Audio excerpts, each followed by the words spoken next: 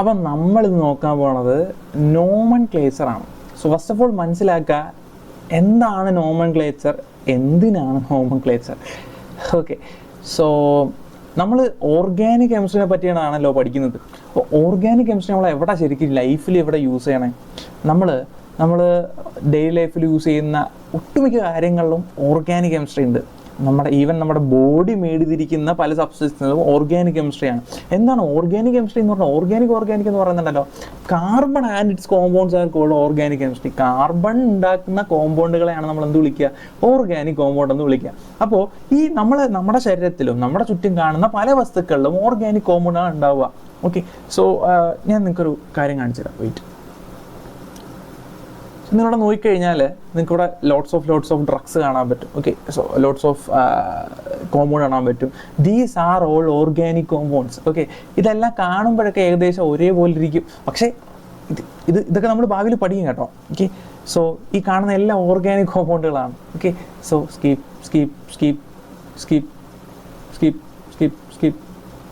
Look paracetamol, ക്ലോറാഹെക്സാഓസോൺ, ഇതൊക്കെ കാണുമ്പോൾ എല്ലാം ഒരേപോലെ ഇരിക്കും. ഈ സാധനങ്ങളെല്ലാം ഓർഗാനിക് കോമ്പൗണ്ടുകളാണ്. ഓക്കെ, ഈ പാരസെറ്റാമോളൊക്കെ നമുക്കറിയാം, നമ്മൾ ഡെയിലി ലൈഫിൽ യൂസ് ചെയ്യുന്ന സാധനമാണ് അല്ലേ? നമ്മൾ പനിയൊക്കെ വരുമ്പോൾ യൂസ് ചെയ്യുന്ന സാധനമാണ് പാരസെറ്റാമോൾ എന്ന് പറയുന്നത്. ഓക്കെ, സോ ഈ പാരസെറ്റാമോളെല്ലാം എന്ന് പറയുന്നത് എന്താണ്? ഓർഗാനിക് കോമ്പൗണ്ടുകളാണ്. കാർബണും ഹൈഡ്രജനും നൈട്രജനും ഓക്സിജനും ഒക്കെ വെച്ചിട്ടാണ് ഈ സാധനം ഉണ്ടാകുന്നത്. Okay, the problem is that ഇത് കണ്ടു കഴിഞ്ഞാൽ എല്ലാം ഒരേപോലെ ഇരിക്കുക.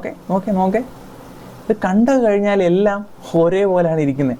അപ്പോൾ മാത്രമല്ല, ഇപ്പോൾ സപ്പോസ് ഒരു സയൻറ്റിസ്റ്റ് ഫ്രാൻസിലൊരു കണ്ടുപിടിച്ചു, ഒരു സയൻറ്റിസ്റ്റ് വേറെ ഏതെങ്കിലും രാജ്യത്ത് ഇന്ത്യയിൽ കണ്ടുപിടിച്ചു എന്ന് വിചാരിക്കാം. സോ രണ്ട് സയൻറ്റിസ്റ്റുകളും രണ്ട് രീതിയിലാണ് ആ കോമ്പൗണ്ടിന് പേര് കൊടുക്കുന്നതെന്നുണ്ടെങ്കിൽ, പേര് കൊടുക്കുന്നത് എന്തിനാണ്? ബേസിക്കലി തിരിച്ചറിയാൻ വേണ്ടിയിട്ടാണ്. എല്ലാം ഒരേപോലെ ഇരിക്കുകയാണ്. അപ്പോൾ ഓരോത്തിനും ഓരോ പേര് കൊടുത്തു കഴിഞ്ഞാൽ നമുക്ക് പെട്ടെന്ന് തിരിച്ചറിയാൻ പറ്റും. അപ്പോൾ രണ്ട് സയൻറ്റിസ്റ്റുകളും രണ്ട് രീതിയിലാണ് പേര് കൊടുക്കുന്നതെന്നുണ്ടെങ്കിൽ ഉള്ള പ്രശ്നം എന്താണ്? ലോകത്തൊരു സ്റ്റാൻഡേർഡ് ഇല്ലാണ്ടായിപ്പോവും. ലോകത്ത് ഇതിന് ഒരു സ്റ്റാൻഡേർഡ് ഇല്ലാണ്ടായിപ്പോവും.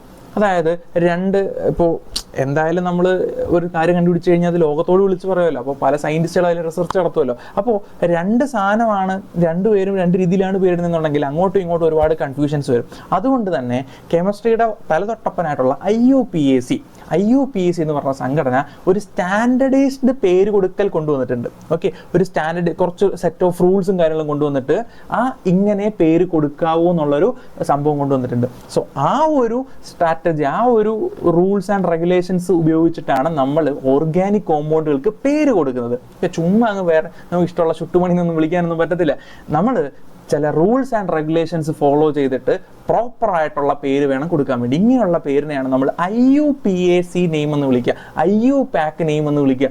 സോ നമ്മൾ IUPAC നെയിമിങ് എങ്ങനെ ചെയ്യാമെന്നാണ് ഇനി പറയാൻ പോണത്. Okay, so